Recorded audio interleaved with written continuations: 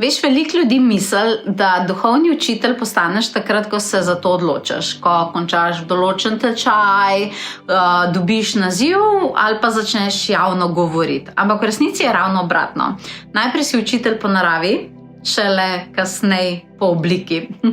In danes ti želim pokazati 5 zelo konkretnih znakov, po katerih lahko prepoznaš, ali ta arhetip že živi v tebi. Tu, če se sama še nikoli nisi imela za učitelja, ampak to zagotovo si. To niso samo ezoterični znaki, to so življenjski znaki, ki se dogajajo vsak dan. In bi rada, da se prepoznaš v njih. Prvi znak je zelo preprost. Ljudje ti začnejo pripovedovati stvari, ki jih običajno ne delijo kar tako. Svoje dvome, svoje stiske, svoje odločitve. In zanimivo je, da jim pogosto sploh mogoče ne daješ nasvetov, samo si prisotna in jim je že boljš. To pomeni, da tvoje polje že deluje kot varen prostor. To je ena izmed osnovnih lastnosti učitelja, da dostikrat ne rešuje, ampak drži prostor, da se resnica ali pa zdravljenje samo pokaže. Drugi znak je, da v situacijah hitro vidiš širšo sliko. Ko nekdo govori o nekem problemu, ti že čutiš, da gre za nekaj drugega, da je zadnji nek drug vzorec, za ponavljajočo se lekcijo, za točko, kjer se oseba vrti v krogu. In to ni samo pamet, to je učiteljska percepcija. Učitelji ne gledajo samo dogodkov, ampak znamo videti cele procese. Tretji znak je zelo zanimiv, ni agresiven, ni glasen, je notranji. Ko vidiš, da nekdo dela odločitve iz strahu, iz starih ran ali iz zmede, te nekaj v tebi potisne, da nekaj poveš. Ne zato, da bi imela prav, ampak zato, ker čutiš odgovornost do jasnosti. To je znak učitelja.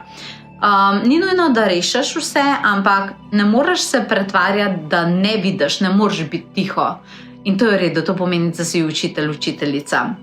Četrti znak je dar razlage. Znaš povedati kompleksne stvari tako, da jih drugi razumejo, z metaforo, s primerom, s svojo zgodbo, z nekim stavkom, ki klikne. In to ni naključje. To pomeni, da znaš prevajati med svetovi, med notranjim in zunanjim, med občutkom in med razumom. To je ena najdragocenejših učiteljskih veščin. In peti znak je zelo resničen. Ko pomagaš ljudem, nisi prazna. Mogoče lahko si malo utrujen, ampak si izpopolnjena. To pomeni, da te ta energija ne izčrpava, ampak da te polni. In ko je ta tok pravilen, se učitelj ne izgublja v drugih, ampak raste skupaj z njimi. In če si se v teh znakih prepoznala ali vsaj v kakšnem izmed njih, potem ti povem nekaj zelo pomembnega. To, kar čutiš, ni naključje, to je tvoj dar in to je dar, ki ga nosi tvoja duša. In jaz mislim, da ni dovolj, da to ostane samo intuitivno.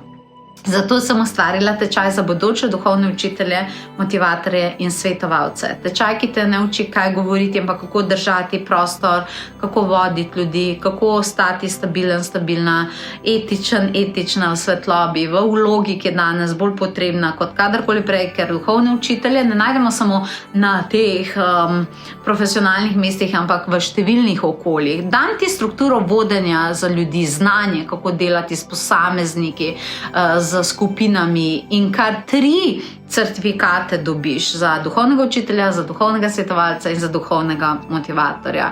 In če čutiš, da je to tvoja smer, če si na pozicijah, kjer čutiš, da si svetovalc, motivator in tako dalje, ni vprašanja, si učitelj, vprašanje samo, ali si pripravljena zavestno sprejeti to vlogo. In če si pripravljena in če veš, da bo to obogatilo tvoje življenje in življenje drugih ljudi, potem te vabim, da se pridružiš na tem tečaju. To znanje je res zlata vredno in najdeš ga na potovanjuduše.si. Vesela bom, če bomo skupaj seveda na tej svetlobni poti. Lepo se imej.